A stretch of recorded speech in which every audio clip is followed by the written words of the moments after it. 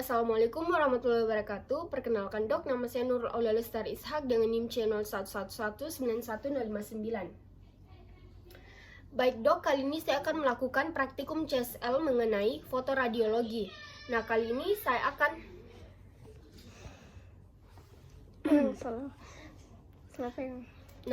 saya akan membaca fotoradiologi pada 3 skenario. Di mana skenario pertama itu kita akan membaca identitas pasien terlebih dahulu, yaitu dengan Bapak Amiruddin Bade yang berumur 59 tahun dan berjenis kelamin laki-laki. Dan kita akan melihat marker pada foto radiologi tersebut, yaitu bertuliskan left. Berarti ini diambil dengan tangan sebelah kiri. Dan berarti pada fotoradiologi kali ini yaitu foto polos antebrachiyi sinistra yang diambil secara anteroposterior dan lateral. Dan pertama kita akan melihat kedudukan pada os ulna dan os radius terhadap os humerus itu tidak terjadi dislokasi atau pergeseran. Dan kita bisa juga melihat, dan begitu pula dengan os karpal itu tidak terjadi dislokasi atau pergeseran.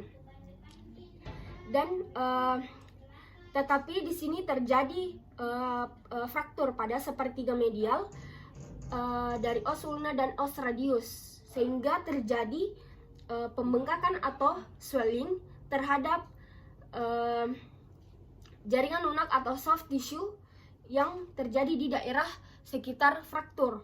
Dan juga kita akan melihat ruang sendi atau ruang gerak atau articulatio cubiti atau pergelangan tangan itu tidak mengalami pembesaran atau penyempitan dan bisa dibilang normal. Dan bisa disimpulkan bahwa pasien ini mengalami fraktur pada sepertiga medial dari os ulna dan os radius, dan terjadi pembengkakan soft tissue di daerah fraktur. Selanjutnya pada skenario kedua, yaitu pada pasien dengan identitas Ibu Farida Jum'ah yang berumur 57 tahun dan berjenis kelamin perempuan. Itu dengan foto markernya itu sebelah kiri atau left. Kemudian pada foto toraks sinistra yang diambil secara postero anterior itu di sini os humerusnya itu terjadi dislokasi atau pergeseran, yang dimana os humerus berartikulasi dengan os scapula atau lebih tepatnya pada kavitas glenoidalisnya. Namun di sini terjadi dislokasi sehingga bisa disimpulkan bahwa ruang sendi atau artikulasio glenohumeral itu terjadi pembesaran akibat terjadinya dislokasi. Lalu kita bisa melihat lalu terjadi pembengkakan soft tissue atau jaringan lunak pada daerah sekitar dislokasi.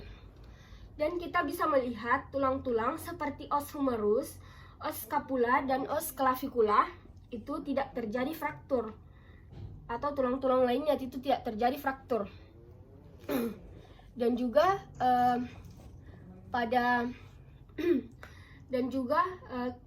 tetapi terjadi efusi atau joint effusion, di mana densitasnya itu lebih lusen dibanding tempat-tempat yang lain. Dan bisa disimpulkan bahwa pasien mengalami dislokasi pada os humerus dan terjadi pembesaran artikulasio dan juga terjadi pembengkakan soft tissue. Selanjutnya pada skenario ketiga yaitu dengan Bapak Muhammad Rian Rivaldi Ramadan dengan umur 20 tahun dan berjenis kelamin laki-laki. Itu dan pada marker sebelah kiri, berarti ini bagian paha sebelah kiri. Jadi pada yang diambil secara berarti ini foto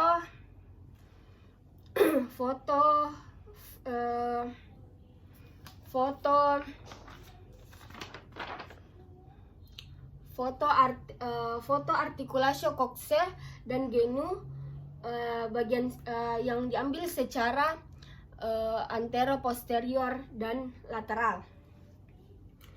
Di sini kita bisa melihat artikulasio coxae dan artikulasio genu itu tidak terjadi dislokasi atau pergeseran, dan tetapi di sini terjadi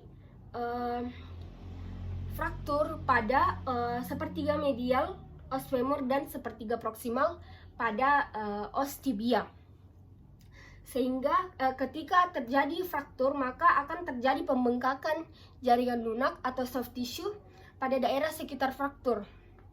Dan lalu pada ruang sendi atau ruang gerak, yaitu artikulasio coxae dan artikulasio genu itu tidak terjadi pembesaran atau penyempitan.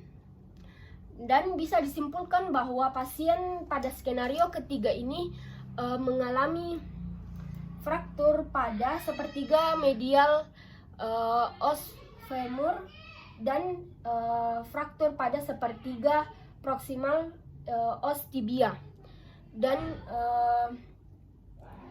mengalami pembengkakan soft tissue, tidak mengalami dislokasi, dan tidak mengalami pembesaran atau penyempitan. Sekian dan terima kasih. Itu tadi saya membaca foto radiologi dengan 3 skenario. Kurang lebihnya mohon dimaafkan. Assalamualaikum warahmatullahi wabarakatuh.